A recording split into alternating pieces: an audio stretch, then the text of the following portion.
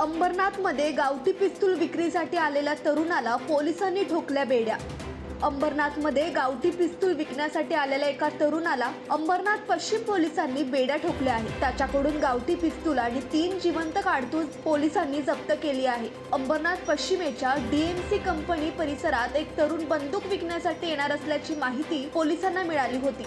त्यानुसार पोलिसांनी सापळा रचून प्रथमेश सुधाकर लोंढे या 19 वर्षीय तरुणाला अटक केली आहे। त्याच्याकडे सापडलेलं गावठी पिस्तूल हे त्याने नाशिकहून विकण्यासाठी आणले होते।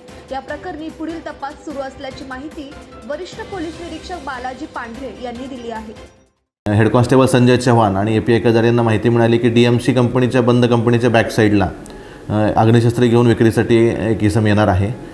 त्यानुसार आम्ही तात्काळ तसा सापळा कारवाई केली आणि पंचासमक्ष त्या सदर व्यक्तीला ताब्यात घेतलं असता आरोपींना आम्ही प्रथमेश उर्फ लकी सुधाकर लोंढे व 19 वर्ष याच्या ताब्यामध्ये आम्हाला एक अवैध अग्निशस्त्र गावठी कट्टा मिळालेला आहे आणि 3 जिवंत राऊंड मिळालेले आहेत।